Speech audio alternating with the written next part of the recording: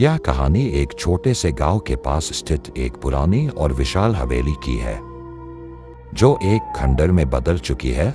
लोग इस हवेली को भूतिया गांव वालों का मानना है कि इस हवेली में कोई आत्मा रहती है जो रात होते ही सक्रिय हो जाती है।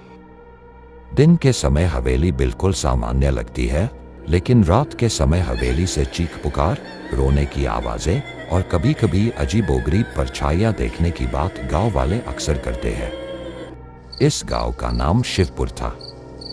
यहाँ के लोग बेहद धार्मिक और शांति प्रिय थे।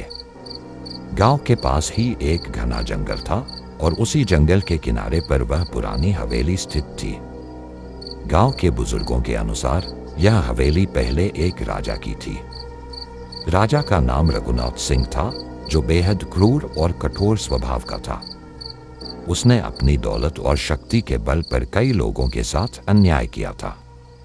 गांव वाले कहते थे कि रघुनाथ सिंह ने हवेली में कई लोगों को बंद करके उन्हें मौत के घाट उतार दिया था, क्योंकि उन्हें शक था कि वे उसकी संपत्ति चुराना चाहते हैं। कहते हैं कि एक दिन जमींदार की पत्नी सावित्री अचानक लापता हो गई। गांव में अफवाहें फैलने लगीं कि सावित्री को रघुनाथ ने मार दिया और उसकी आत्मा अब हवेली में भटक रही है। कुछ समय बाद रघुनाथ की भी संदिग्ध हालातों में मौत हो गई। उसकी मौत के बाद हवेली वीरान हो गई और धीरे धीरे गांव वालों ने वहां जाना बंद कर दिया। कई सालों बाद गांव में एक युवक आया जिसका नाम आदित्य था। वह एक शहर का पढ़ा लिखा युवक था और अंधविश्वास में यकीन नहीं करता था। आदित्य की जिज्ञासा बढ़ी और उसने हवेली के बारे में गांव वालों से पूछताछ शुरू किया।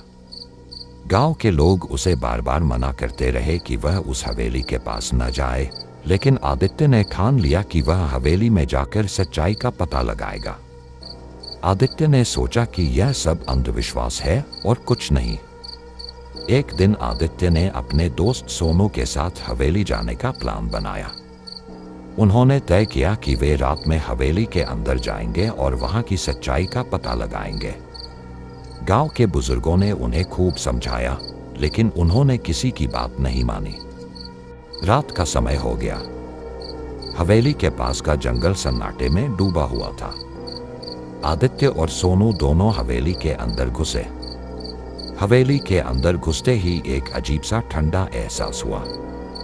हवेली के अंदर की दीवारें धूल से ढकी हुई थी और हर जगह मकड़ी के जाले थे।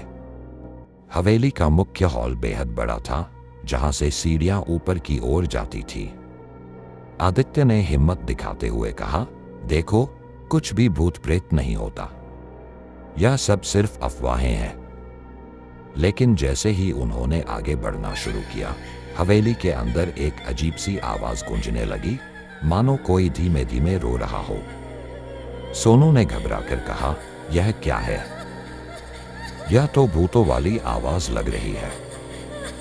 आदित्य ने उसे समझाया कि शायद यह हवेली की पुरानी लकड़ी की आवाज है, लेकिन सोनू बहुत घबराने लगा। वे दोनों जैसे ही ऊपर की मंजिल पर पहुंचे, अचानक हवेली के दरवाजे अपने आप जोर से बंद हो गए। अब दोनों दोस्तों के चेहरों पर डर साफ दिखाई दे रहा था। सोनू ने डरते हुए कहा, आदित्य, हमें यहां से वापस चलना चाहिए। ये जगह सही नहीं लग रही। लेकिन आदित्य ने उन्हें शांत रहने को कहा और आगे बढ़ने लगा। जैसे ही वे एक कमरे के पास पहुंचे, वहां से एक ठंडी हवा का झोंका आया और कमरे का दरवाजा अपने आप खुल गया। कमरे के अंदर एक पुरानी तस्वीर लटकी हुई थी, जिसमें एक महिला की तस्वीर थी। यह तस्वीर सावित्री की थी, जिसे देखकर दोनों के रोंगटे खड़े हो गए। उसी वक्त कमरे में मौजूद एक पुरानी कुर्सी अपने आप हिलने लगी और हवा में तैरते हुए उनके सामने आ गई। अब दोनों को लगने लगा कि सच में यहाँ कोई आत्मा है।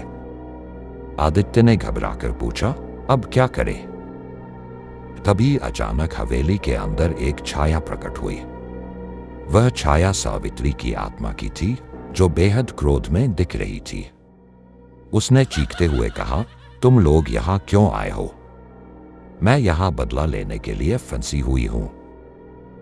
सावित्री की आत्मा ने आदित्य और उसके दोस्तों को बताया कि उसे उसके पति रघुनाथ ने मार दिया था, क्योंकि वह राजा की क्रूरता और अत्याचारों के खिलाफ थी।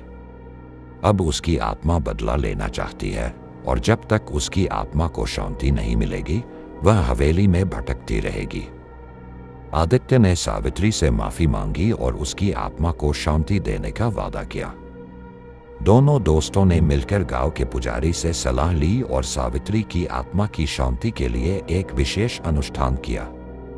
अनुष्ठान के बाद हवेली के अंदर की अजीब घटनाएं बंद हो गईं और सावित्री की आत्मा को मुक्ति मिल गई।